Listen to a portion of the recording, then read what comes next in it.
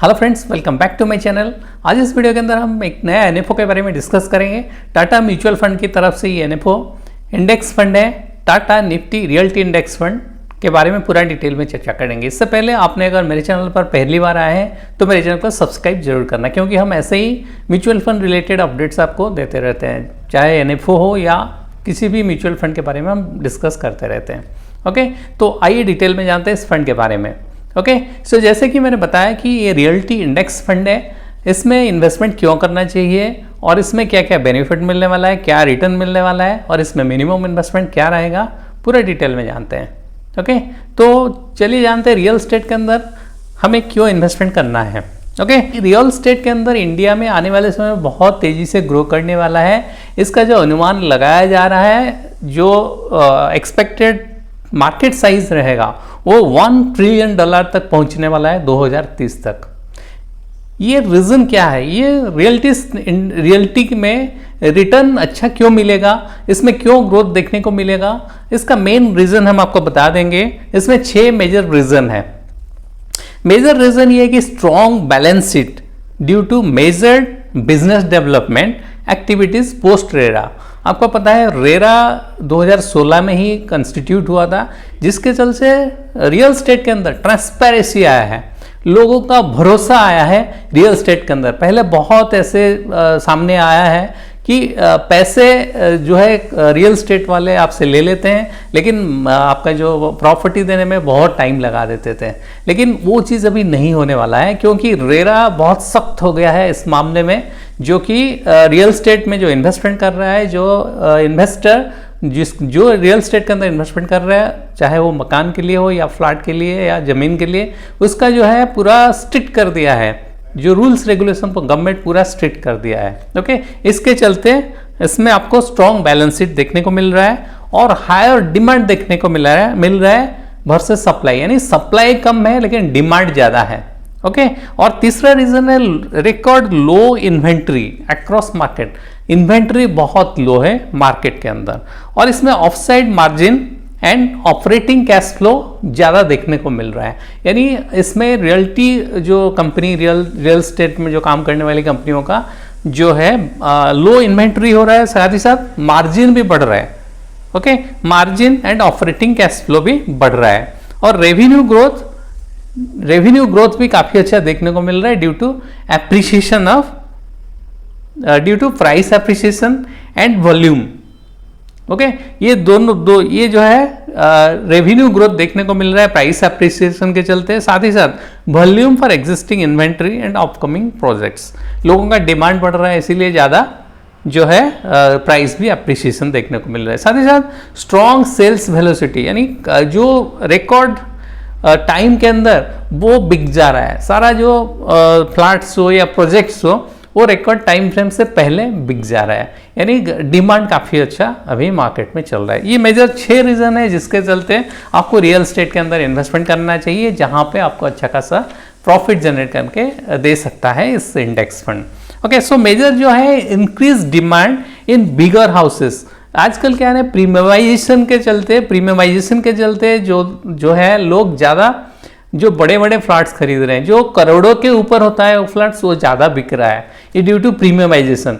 और ये प्रीमियमाइजेशन क्यों हुआ है, ये रीज़न है कि लोगों का जो है इनकम बढ़ा है। ओके, प्रीमियमाइजेशन अगर हम देखें 37% ऑफ जो भी फ्लैट्स खरीद रहे हैं या जो भी प्रॉपर्टी खरीद रहे हैं जिनका वैल्यू 37% 1 करोड़ से ज़्यादा है, तो इसका मतलब हुआ है कि प्रीमियमाइजेशन हुआ है। जो प्रीमियमाइजेशन होने की वजह से रियल एस्टेट में जो रियल्टर कंपनी है, जो रियल एस्टेट में काम करने वाली कंपनी है, उनका मार्जिन भी बढ़ रहा है। ओके, सो और एक मेजर रीजन है इंटरेस्ट रेट आने वाले समय में कम होने वाला है, और धीरे धीरे कम होगा, धीरे धीरे जैसे जैसे कम होता जाएगा उसके चलते लोगों का क्या होगा, डिमांड बढ़ेगा। जैसे इंटरेस्ट कम हो जाएगा, लोग ज़्यादा लोन लेंगे, उसके चलते डिमांड भी बढ़ जाएगा, और लो भी ईएमआई भी कम हो जाएगा, इसके चलते ईएमआई भी कम हो जाएगा लोगों का। तो इसके चलते डिमांड आने वाले समय में रियल एस्टेट के अंदर बढ़ने वाला है। ओके, सो मेजर जो गवर्नमेंट स्टेप लिया है रेरा बना के 2016 के बाद, 2016 में रेरा जो एक्ट लाया है रियल एस्टेट के अंदर, ये एक बेनिफिट दिया है कस्टमर के लिए, कस्टमर फेवर में आया है। यानी कस्टमर को पहले जो डिफ़ॉल्ट होता था, मतलब रियल एस्टेट वाले बहुत डिले करते थे और देने में टाइम लगाते थे, वो अभी ट्रांसपेरेंसी लाया है। रेरा जो एक्ट लाने के बाद गवर्नमेंट ने इसमें ट्रांसपेरेंसी आया है इस सेक्टर के अंदर। सो majorly clean up of property housing sector हुआ है। जो गवर्नमेंट पास किया है रेरा 2016 में, ये ट्रांसपेरेंसी लाया है, जो कि इंटरेस्ट प्रॉपर्टी बायर को, होम बायर को ट्रांसपेरेंसी दिया है, प्रोटेक्ट किया है बायर का इंटरेस्ट को। ओके और इसमें मेजर बेनिफिट क्या है, कंपलसरी डिस्क्लोजर करना पड़ेगा प्रोजेक्ट का डिटेल जो है डिस्क्लोजर करना पड़ेगा। और जो पैसा जो है एक सेपरेट अकाउंट में जमा होगा, जो रियल एस्टेट के अंदर जो पैसा कलेक्ट करेंगे जो है क्लाइंट से, वो एक सेपरेट अकाउंट एक्सक्रो अकाउंट खोला जाएगा, उसमें जमा किया जाएगा। और वो पैसा जो है टाइमली कंप्लीशन होगा। अगर टाइमली कंप्लीशन नहीं होता है तो गवर्नमेंट ने तय किया है उसके अगेंस्ट में कंपेंसेशन देना पड़ेगा रियल एस्टेट कंपनी को। और साथ ही साथ मिनिमम 70% जो है फंड्स जो रिसीव हुआ है एस्क्रो अकाउंट में, वो सेम प्रोजेक्ट के अंदर इन्वेस्टमेंट होना चाहिए। ये भी एक कंडीशन लगाया है। एस्क्रो अकाउंट में जो पैसा आएगा उसका स्पेसिफिक प्रोजेक्ट के अंदर, जो प्रोजेक्ट के लिए ही पैसा आया है उसी प्रोजेक्ट में ही लगाना पड़ेगा। तो ये मेजर बेनिफिट, ये जो मेजर रेरा में एक्ट के अंदर लाया गया है, उसके चलते जो कस्टमर सेटिस्फेक्शन अच्छा रहेगा, कस्टमर को रिस्क भी नहीं रहेगा, और साथ ही साथ ये एक डिमांड है, डिमांड आएगा कस्टमर की तरफ से। सो आइए देखते हैं इस इंडेक्स का डिटेल कंस्टिट्यूएंट्स देखते हैं और इसका रिटर्न देखते हैं। अगर रिटर्न की बात करें, निफ्टी रियल्टी इंडेक्स TRI जो है वो पिछले 3 साल के अंदर, पिछले 1 साल के अंदर 132% का रिटर्न दिया है, और 3 साल के अंदर 38.01% का, और 5 साल के अंदर 32.19 का, और 10 साल का जो रिटर्न है वो 20% का रिटर्न दिया है, जो कि निफ्टी TRI से बहुत ज़्यादा है। बहुत अच्छा रिटर्न देखने को मिला है इस इंडेक्स के अंदर। सो वही नज़र डालते हैं इसका कंस्टिट्यूएंट के ऊपर। अगर टॉप 5 कंस्टिट्यूएंट की बात करें निफ्टी रियल्टी इंडेक्स के अंदर, TRI के अंदर DLF का जो कंट्रीब्यूशन, इसमें 29% वेटेज है DLF का। और उसके बाद आता है मैक्रोटेक डेवलपर जो 14.13% का है, और उसके बाद गोदरेज प्रॉपर्टी 13.75% वेटेज है, फोनिक्स मिल में जो कि 12.90, प्रेस्टीज स्टेट के अंदर 8.23। तो ये मेजर कंस्टिट्यूएंट, टॉप 5 कंस्टिट्यूएंट। आइए नजर डालते हैं स्कीम का डिटेल।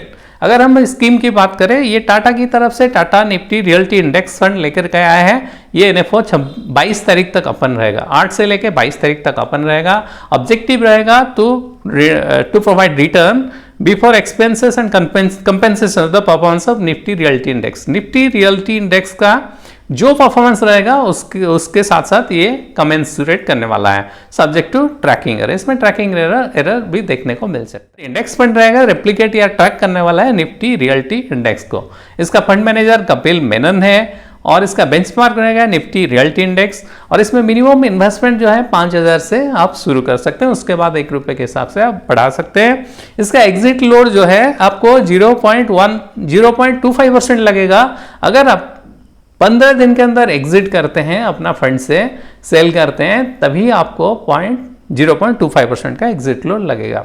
सो अगर सुइटेबिलिटी की बात करें, ये प्रोडक्ट जो है लॉन्ग टर्म कैपिटल एप्रिसिएशन के लिए सुइटेबल है, जो इन्वेस्टर लॉन्ग टर्म में कैपिटल एप्रिसिएशन चाहते हैं। और ये इन्वेस्टमेंट करने वाला है इक्विटी रिलेटेड इंस्ट्रूमेंट, जो कंपनीज रियल्टी सेक्टर के अंदर काम करते हैं उसमें इन्वेस्टमेंट करने वाला है। सो एक थेमेटिक फंड है। इस फंड के अंदर इन्वेस्टमेंट करने से आपको वेरी हाई रिस्क हो सकता है।